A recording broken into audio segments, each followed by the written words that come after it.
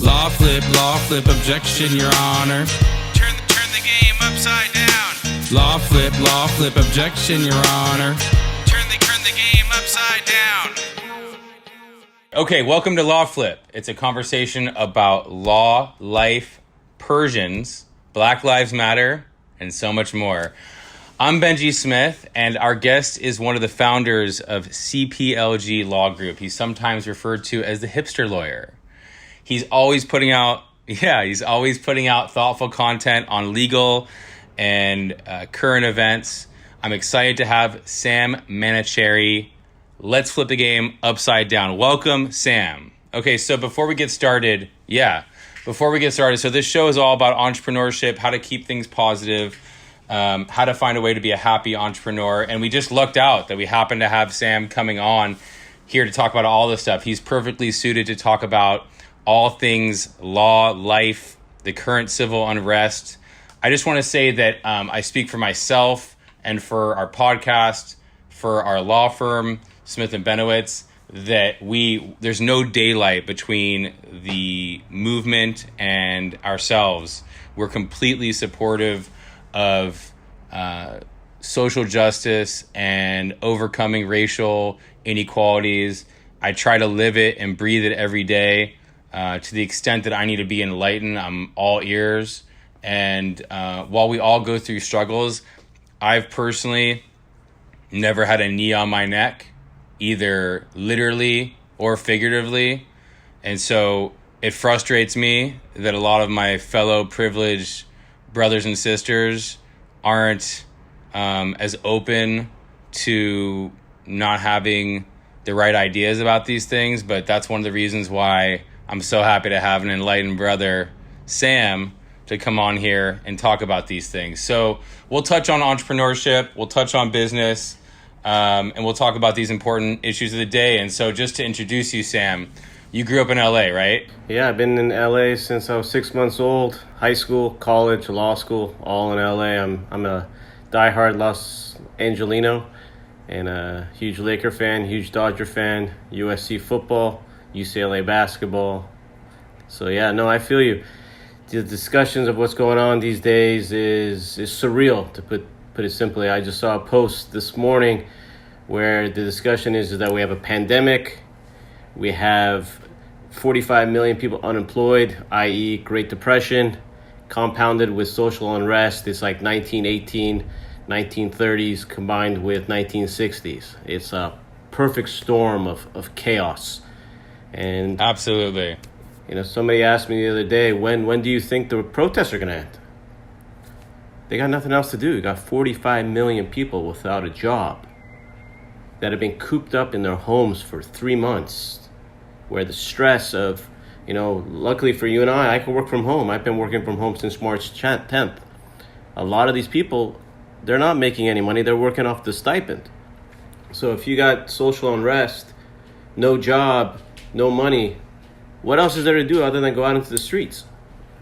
So obviously you got the instigators that are involved in it, between, anarchists, you got the alt-right, the alt-left and their groups, and you got the looters, which, taking opportunities to commit crime. And then you have the innocents, the protesters, who are simply demanding social change that is obviously long overdue. One thing that a lot of people didn't realize about our law firm is, because I'm sort of the face of the firm through, social media, is that we're actually three different, partners that run different departments. I got myself, I run the marketing and the intake and the pre-litigation department. I'm Persian Jewish like you. I've never had a foot on my neck, literally or figuratively. We have our managing partner, Sam Tabibian, also Persian Jewish. I don't speak for him, but I don't assume that he's had the injustices, brought on him like the African American community. Then we have our third partner who runs our litigation department. Grew up in Ohio, he's African American, Robert Booker II. He found his way out of Ohio to Notre Dame for college, and then on to Pepperdine Law School, and he's been in Los Angeles since law school. And I'll tell you, Benjy, I haven't lived in a black man's shoes or life before. But having a partner over the past 6 years that is black, And I'll use African American and black interchangeably, but it doesn't change my viewpoints. It is something else to be in his car, and every time I've been in his car, it's a nice car, we've been pulled over. It's unreal. And I had this very sad conversation with Robert back in the day that we were at this Panish, Shea, and Boyle St. Patrick's Day party. Every year they have a St. Patty's Day party. And we're at this place called Hotel Alexandria in downtown LA. And it was a huge party, all lawyers, all vendors. He was one of 2 black attorneys in this entire 500-person place. The only other black people you saw? Servers. And I was a little tipsy. He was a little tipsy by this point, and I pulled him aside and I said to him, I'm like, Robert, do you see what I see? He goes, I see it all the time. I'm like, you're literally, the only other black person there was Carl Douglas. All right, you know, from the Cochran firm. And I look at him and I told him, you should be really proud of yourself, because I don't know what adversity you've overcome, but you've clearly overcome something that you are 2 out of 500 people. What percent is that? What is that, 0.04% or something? So it is a fact that white privilege exists, and it has been far too long that we've allowed it to continue. And, when, affirmative action was meant to try to level the playing field, and I'm not even sure if affirmative action even exists anymore. We've been out of the school game so long that I don't know if it exists when you're applying to law school and college. I don't know. But it's something that is clearly relevant today. And as a partially black-owned law firm, we take these things into consideration all the time. We have weekly partner meetings, discuss all types of things. And obviously, the protests going on right now is something that we talk about often. Because it's relevant. 1/3 of our ownership is black. And you're a Persian PI attorney. So let's start with that. There's tons of generalizations just about you being a Persian PI attorney. Is there anything that you want to address, that maybe there are any misconceptions that you want to address about that? The misconception about any PI lawyer is that they are trying to abuse the system of compensation for their clients. And what I tell all of our clients, and what I tell insurance adjusters, juries, opposing counsels is that the person that caused my client's injury is not God. And what I mean by that is that at-fault party can't go back in time and stop the accident from happening. Similarly, that at-fault party can't just tap my client on his forehead and make him all better. Rather, the way the law works is if you hurt somebody, you have to give them money. And the amount of money they're entitled to is wholly dependent on the severity of their injuries. God forbid you get into a car accident, and God forbid you kill somebody, Benjy. You have car insurance to pay that family money for your mistake. It's not going to bring the person back to life. We all understand that. But there are ramifications that if you injure someone, you have to pay money. And it's not only to compensate the person that's injured or the family of the dead person, but it's also to keep everybody in line so that you don't drive around like an animal, without any, repercussions of your actions. You need to know that if you cause this accident, you're going to have to come out of pocket. And unfortunately, and this goes back to, the world it is right now, it is about money. All right. The way our laws have been established is that there's nothing else you can give to a person other than money. You can't become their, servant or something. And so any misconception that we always try to address to anybody on the other side, through our social media, to insurance adjusters, through opposing counsels, is that we are abiding by the way the law works. And we don't advertise like, I'll get you $1 million. That's bullshit advertising, pardon my language, right?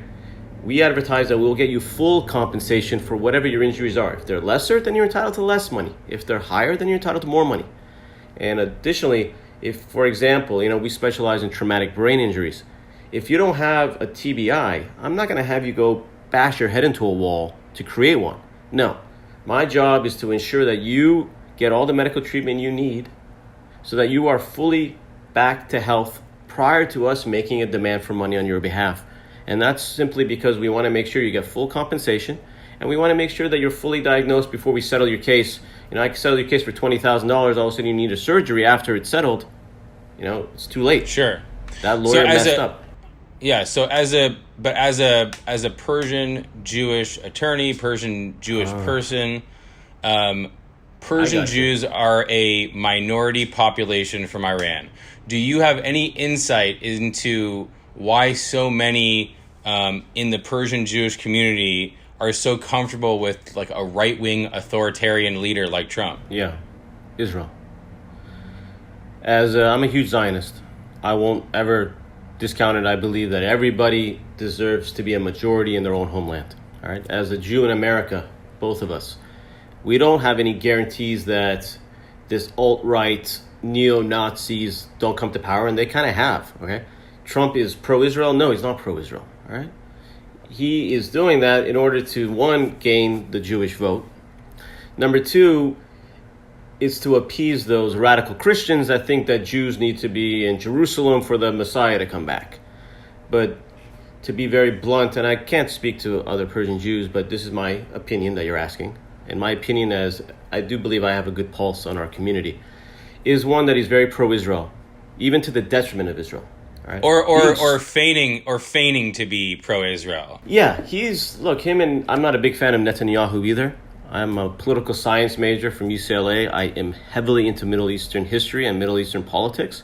I could discuss with you a lot of things about Middle Eastern history.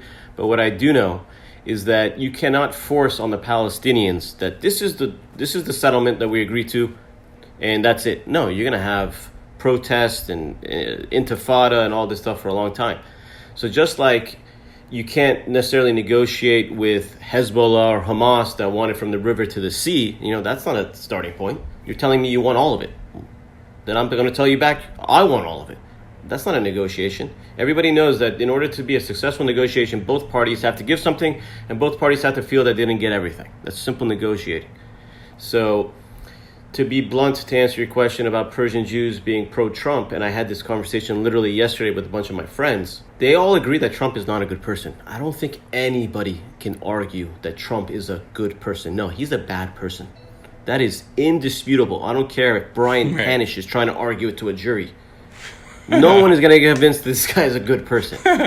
But then you got to talk about other alternatives. If you're a business owner, and even then he's not good for business. If you're that's the thing that I think intellectually there's two arguments that I can see plausibly making as why you as a minority would support someone like Trump. One, Israel. Two, business. But the problem is that even if those are the two positions that you are holding your hat on why you support Trump, they're just two really weak positions. He's not better for Israel. He's not better for finances. We had the greatest economic recovery under Obama, and we are now 4 years into the Trump economy. The racial tensions are arguably the worst, or the worst that we've seen. And the economy... The economy is the worst economy in 100 years. And if you thought, okay, well, I'm just a commercial real estate guy, and you know what? I'm gonna put aside the fact that he is a horrible person, and I'm just gonna be supportive of him because I'm gonna be selfish. Commercial real estate. Look where that's gotten you. Look where you've made a deal with the devil, and look where that's gotten you. There's no worst place in the world to be than a commercial real estate right now. Yeah, there's no retail. I live off Main Street in Santa Monica. It's going to be a ghost town. All right? Between restaurants, bars, closing, and they're doing things in Santa Monica where they want to close down Main Street and create outdoor space because it's just fresh air and it's safer.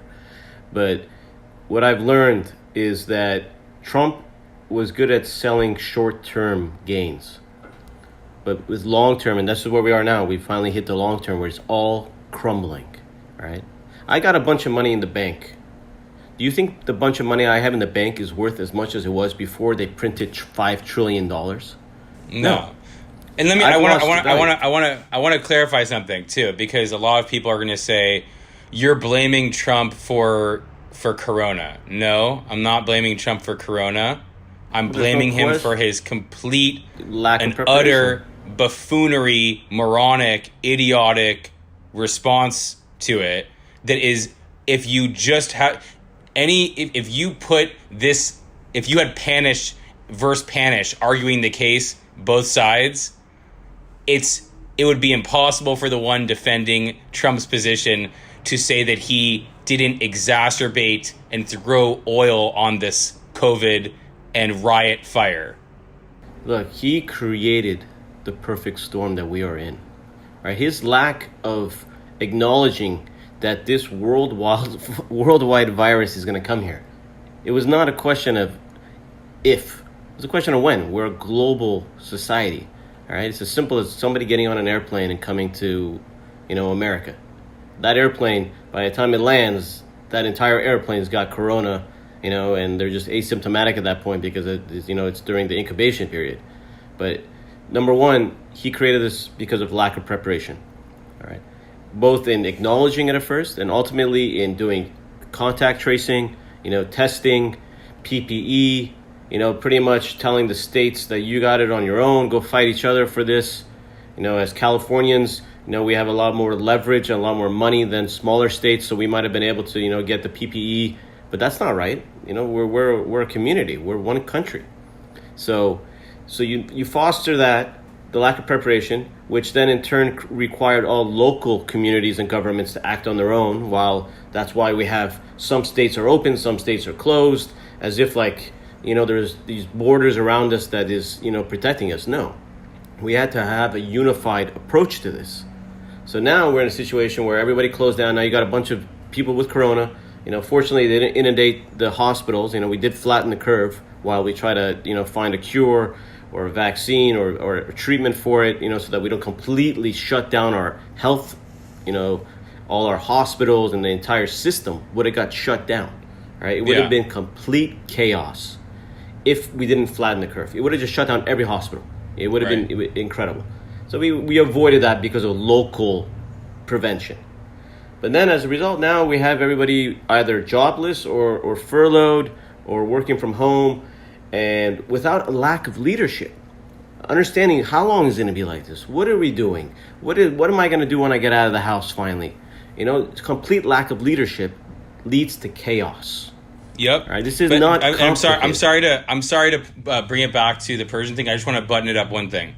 Sure. So what I'm learning is there are so many uncomfortable conversations that we have to have, and I'm also noticing that when we're consumer advocates, right? Your firm represents injury victims. My firm represents employees who are the victims of discrimination, harassment, and also injury victims. And I think that we have an extra obligation to stand up and voice our opinions. What do you think is our obligation, and what do you think of fellow attorneys who do the same type of work we do, but in their private circles they're singing a different tune? Well, number one, I want to make it clear that by no means do I think a large percentage of the Persian Jewish population is pro-Trump or in any way. There's actually an incredible article in the Jerusalem Post that just came out about the need for Jews to, speak up on behalf of other suppressed, oppressed people. In this case, obviously, blacks in America or blacks worldwide, actually. So it's not like there's a large percentage. Most of the people in my circle of life are adamant Trump, haters, let's just call it, because that's what I am. I cannot understand how anybody doesn't understand that this person, again, simple word, is not a good person. He's a bad person, all right? And the bad he's underlined 5 times because it's simple as that, Right. But speaking for those that are pro-Trump, for whatever percentage they are, and a lot of PI lawyers, even though they're representing a lot of oppressed people, a lot of our clients in PI world are socioeconomically on the lower end, and that is why we work on a contingency basis, is because our clients cannot afford to pay us hourly. That's why a contingency basis was created, was in order for you to be able to be represented against this huge insurance company and their lawyers without fear of, how am I going to pay for this? Okay, so it's a great segue, actually, because so I do want to cover, because you're a great entrepreneur, you have a great firm, and I want just that whole hourly discussion, hourly versus contingency. So I billed hourly for 10 years. I also took contingency cases on during that time. Yeah. But for me, one of the great shifts that I've made in the past few years is going 100%, if not 99.9% contingency. And I know you represented, you did defense work before you were a plaintiff's attorney, and you had it, for 10 years? No, many years, 3 years. Oh, many years, 3 years. How much has that liberated you to be able to know that you don't have to bill your clients, you pay them out of settlements? What has that done for you just from like just an everyday business and life standpoint and your mindset? Let me tell you a little bit of background. So I was a biology major at UCLA. All right. I was planning on going to be a doctor. I was pre-med. All right. A lot of my family are doctors. Growing up, I was going to be a doctor. Thankfully, fortunately, I had the foresight to understand that health insurance companies were destroying the medical profession. How? By paying doctors so little that the poor doctor has to see 100 patients in a day in order to pay his overhead. All right? You will be waiting in the waiting room longer than your examination takes. All right? You'll be waiting in the waiting room. You'll be waiting in the exam room. You'll see the doctor for 2 minutes. And it's not that the doctor doesn't want to treat you, doesn't want to examine you, doesn't want to diagnose you, but he doesn't have the time because he has to see so many people just to pay his overhead. So I'm like, okay, I got this medical background. What can I do other than be a doctor? I'm like, okay, I'll go to law school and I'll help injured people in a different way. So I went to law school. After I graduated law school, I did defense work for one simple reason: to understand how insurance companies worked. Because I knew one day I was going to switch sides and fight these insurance companies. And I did it for 3 long years. And I swear to you, Benjy, maybe 2-3 times a month before I went up to work, I'd kind of cry in the car because I was doing truly the devil's work. All right? And I swear to you, the day I quit was the day that a partner wanted me to lie and hide evidence. All right. From I always wondered, like the people who are who it's one thing to do it as, hey, I got to make money, but like I always wonder, like, how do you get excited about depriving consumers? Like, how do you get how are you passionate about taking away arguing that somebody isn't entitled to compensation? Like, their brain injury was a little bit less significant, and I'm going to pound away at that person. There's 2 kinds of people in this world. All right. This is something that my grandfather taught me, and my grandfather was a second father to me. He lived with us from before I was born until I was 18. Then he passed away. There's 2 kinds of people in this world. There's the kind of people like me, you, that think, I'm not going to screw you over, so you don't try to screw me over. Right. Then there's the kind of people that think, I'm going to screw you over before you screw me over. Right. So their whole view on life is this dog-eat-dog world. Zero-sum game. Yeah. Where I'm only going to do good if you do bad. We can't do good together. All right? So insurance defense lawyers, they're like that. All right? They don't think about maybe they have to also... Maybe it is a survival thing. Like in order to do what they do is to somehow fool themselves into thinking that they're protecting their client. No. I'm telling you, the day I quit, I was in a deposition defending. I used to do trucking law, a lot of trucking law, big box stores, and Geico. Those were my clients. All right, and I was in a deposition of my truck driver, my tractor trailer driver. He had rear-ended a family of 4 really badly on the 60 freeway coming to LA. It's called the Badlands.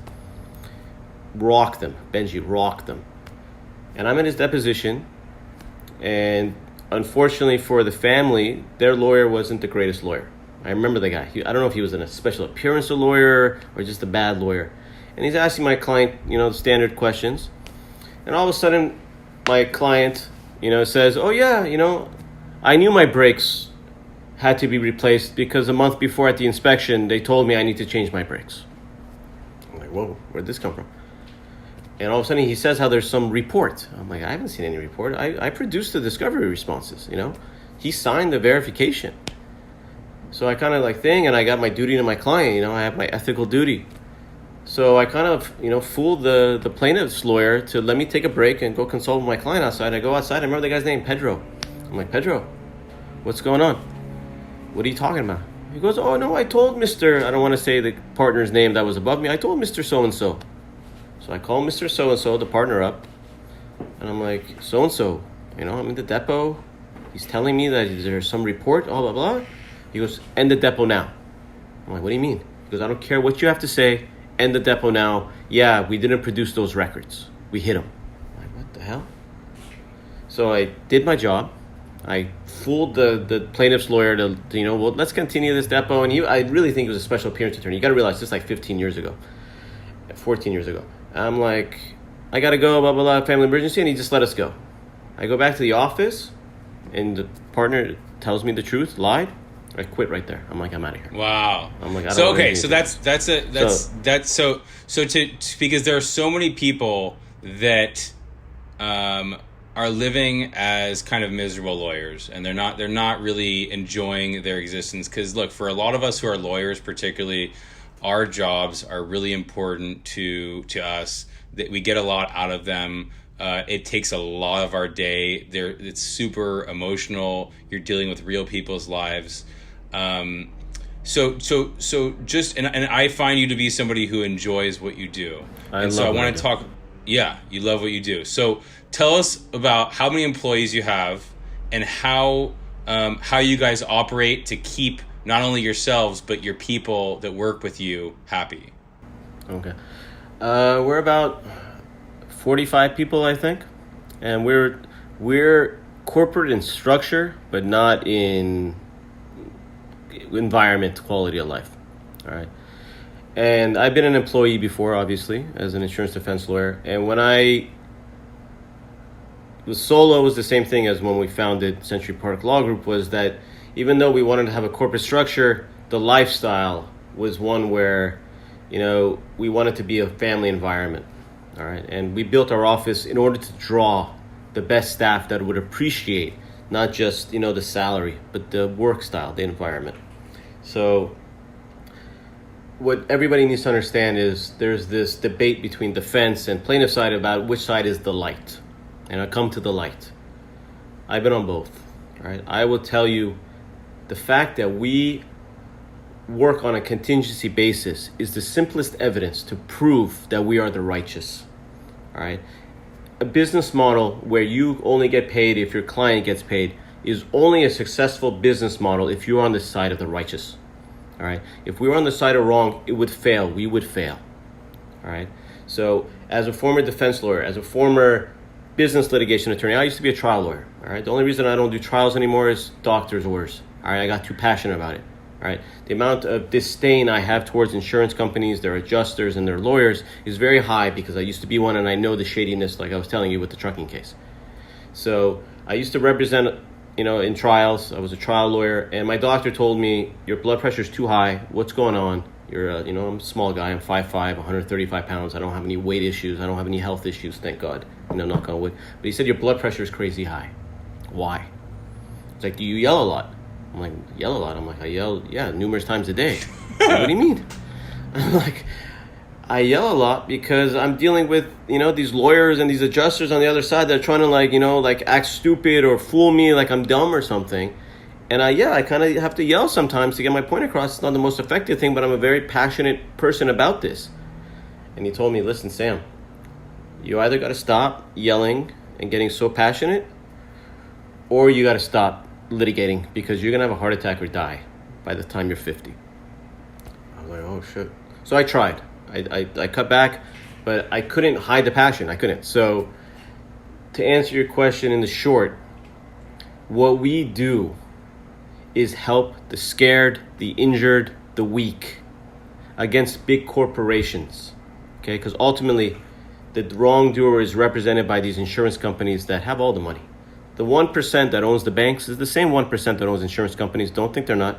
A simple example I give all my clients as a former Geico defense lawyer. Benjy, do you know who owns Geico Insurance Company? Is it Buffett? Yeah. Warren Buffett, Berkshire Hathaway. The majority shareholder of Bank of America, the majority shareholder of Wells Fargo Bank, owns Geico. So Mr. Buffett, I hear, is a real nice guy. But do you think he purchased Geico Insurance Company, which used to be a government employees insurance company? Do you think he bought it because he's a nice guy or because it makes money? He's a shrewd investor. He knows what he's doing.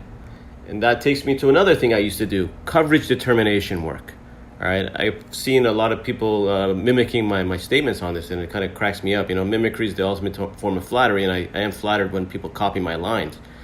But Benjy, as a plaintiff's lawyer who brings claims under P&L insurance, P&O insurance, and other types of business insurance, do you know what the first thing an insurance company does when you contact them and say, listen, I have a claim brought against me for some alleged wrongdoing? And the simplest one is, I rear-ended somebody, Geico, it's my fault, I rear-ended them, here's the information. What is the first thing an insurance company does? They determine whether there's any valid coverage.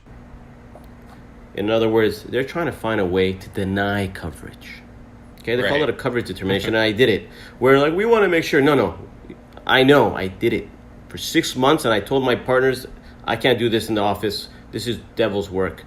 They literally go through the facts, they go through the policy, and they try to find a way to deny coverage. So they could tell you, it's your fault. We're sorry you messed up, but you're on your own. Good luck. Even though you've been paying premiums for every month. Right.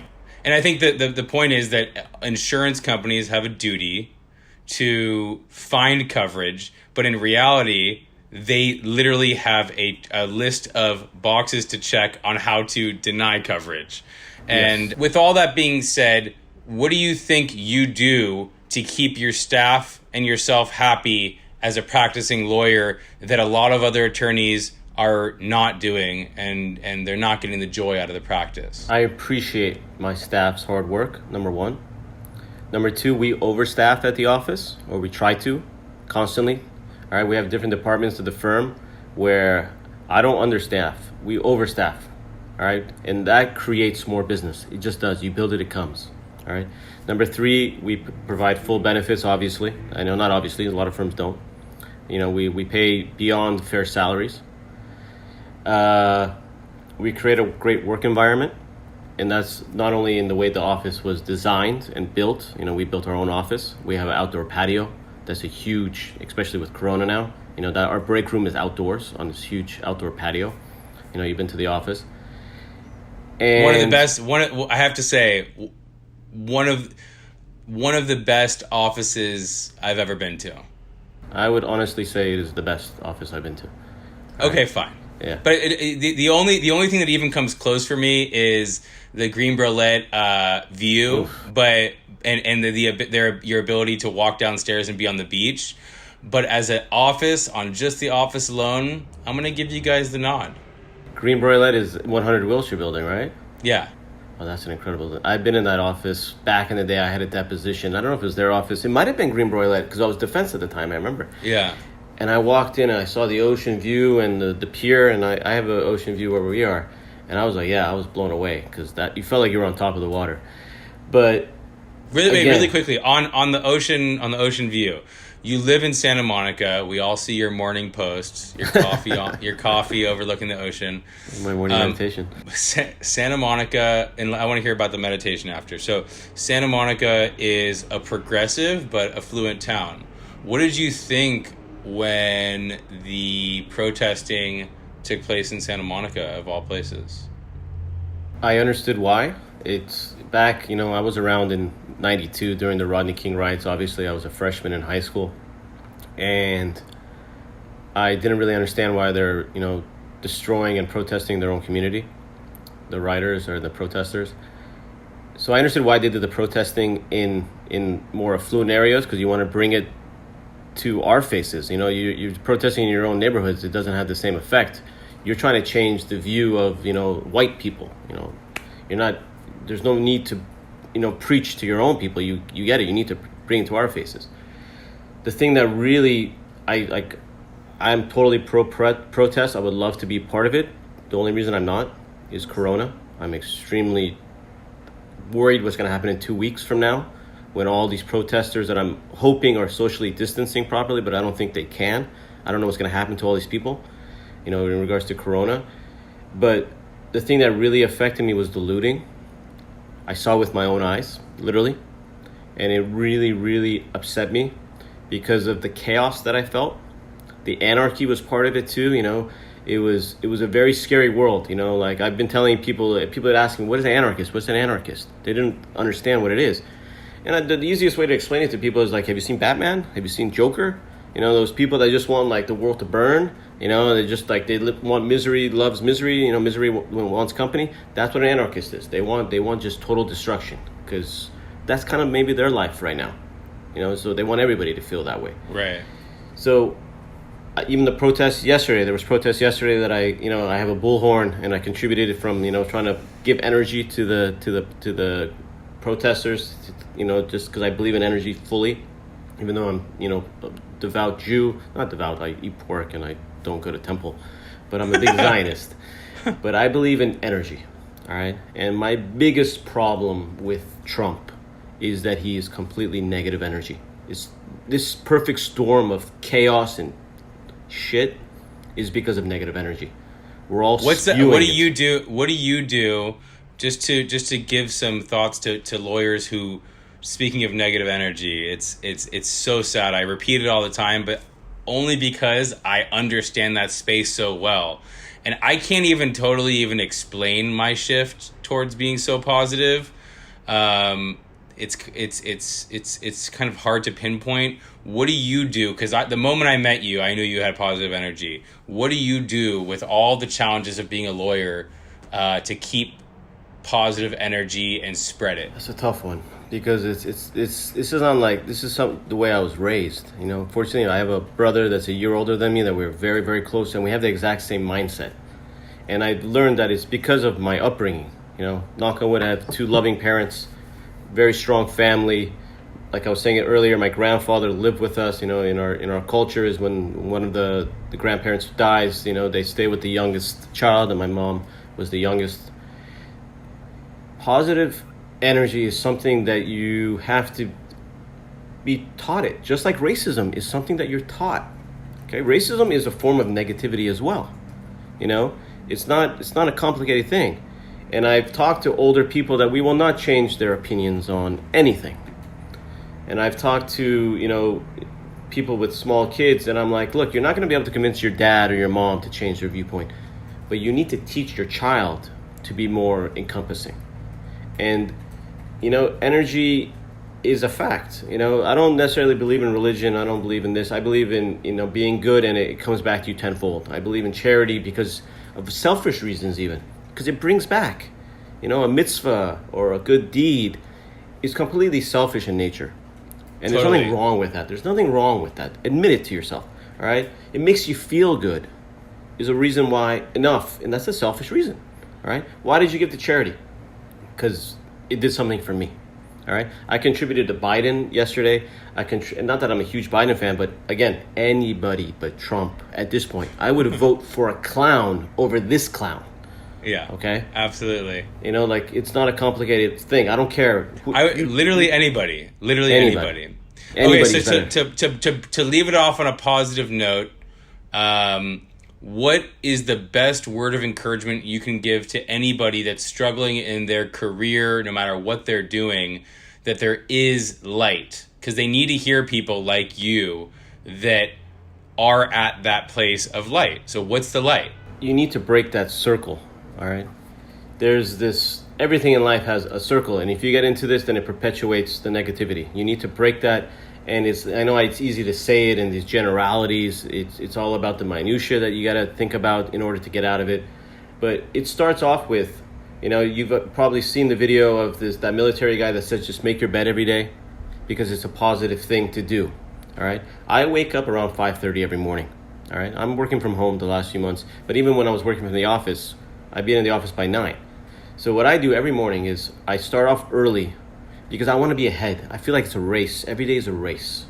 And I'm up early, and I will have pumped out 50 emails and tasks, because the way our office works and allows us to be remote is that it's a task-based system through our case management software program that, you know what I'm talking about. You have FileMine also. Yeah. And I will have accomplished all of my duties before the world is awake. All right.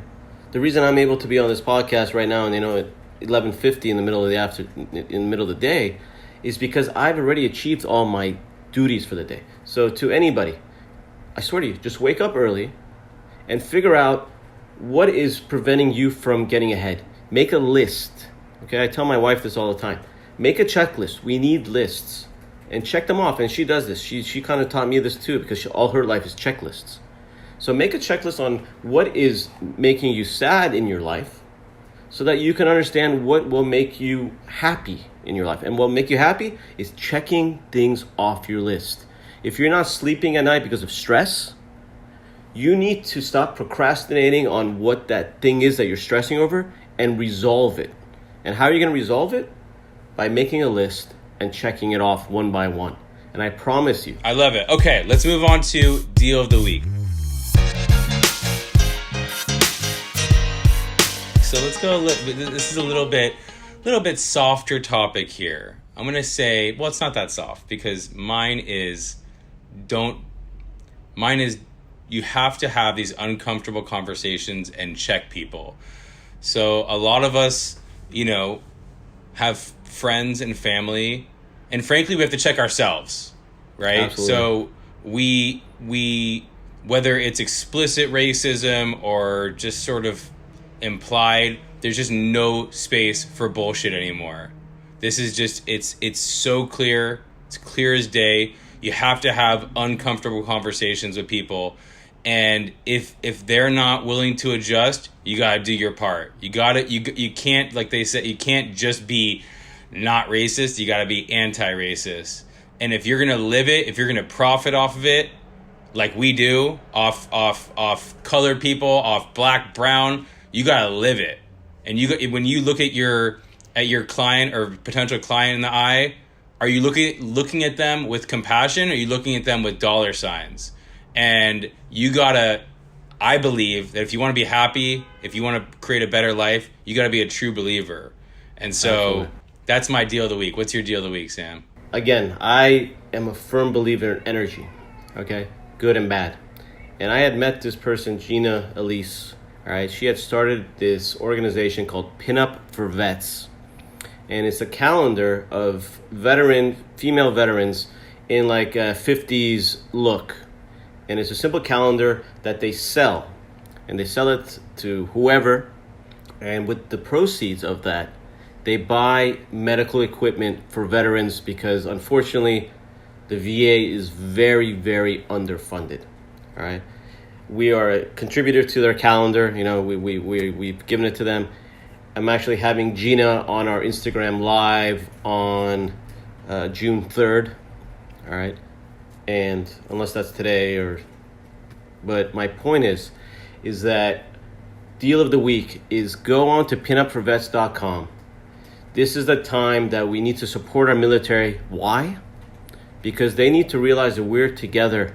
Because I fear that this president is, as a commander-in-chief, is going to try to order the military to take some drastic action. He kind of implied it at that speech he gave before he, went to the church and, tear gassed people to make a photo op. All right. What I've learned after 4 years of this man is that there is no, this is the bottom. All right. This guy has no bottom. He has no empathy. He has no sympathy. He has no remorse. All right. He bankrupted an entire contracting community in Atlantic City with the building of the Taj Mahal casino. He literally bankrupted subcontractors and contractors. All right. An entire community.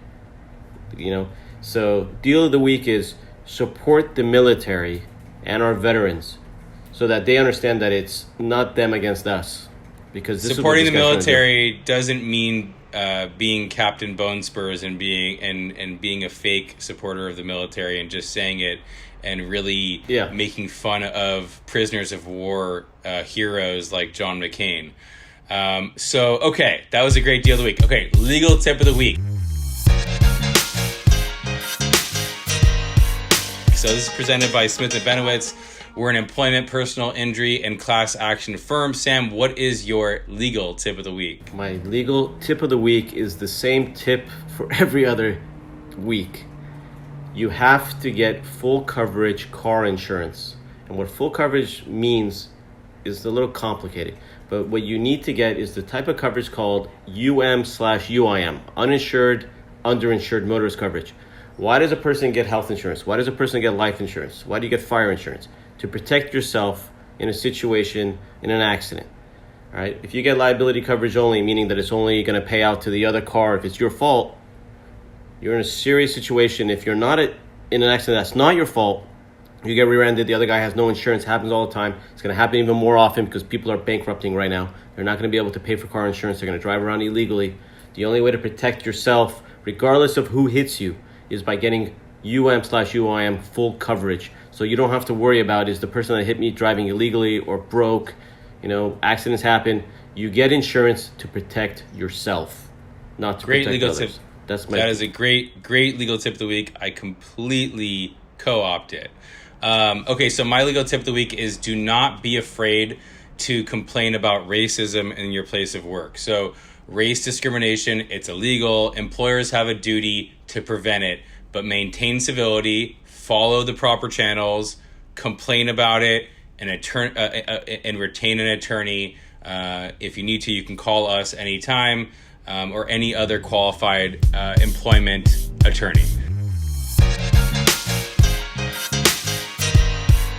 So, Sam, we learned a lot. This episode. I think that people will get a lot out of this episode.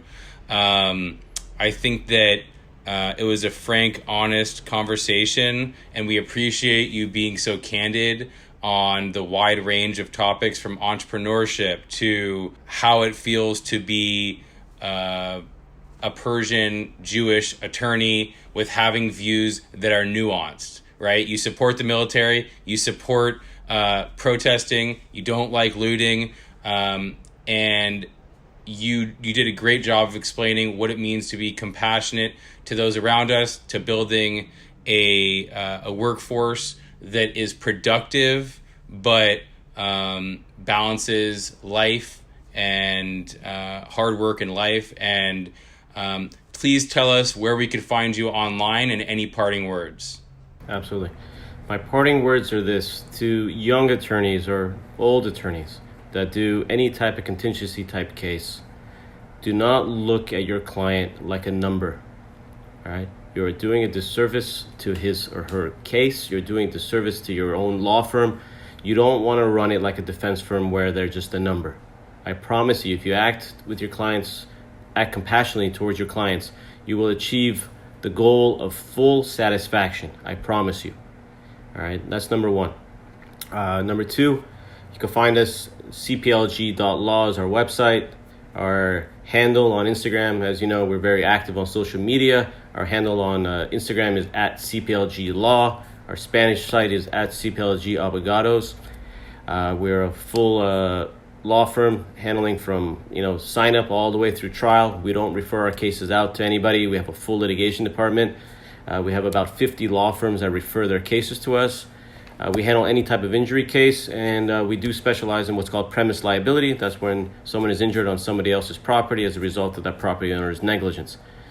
Contact us by telephone, email, intake@cplglaw.com, 844-444-CPLG. Awesome. Sam, thank you so much. This was a great conversation. Really appreciate it.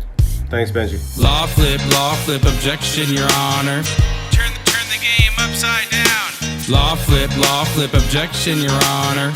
Turn the game upside down. Okay, so Arian, they're asking where they could find us. So for LawFlip, it's @LawFlip and LawFlip.com. For Smith & Benowitz, our law firm, which does personal injury, employment, and class actions, you can find us at @Smith Benowitz and SmithBenowitz.com.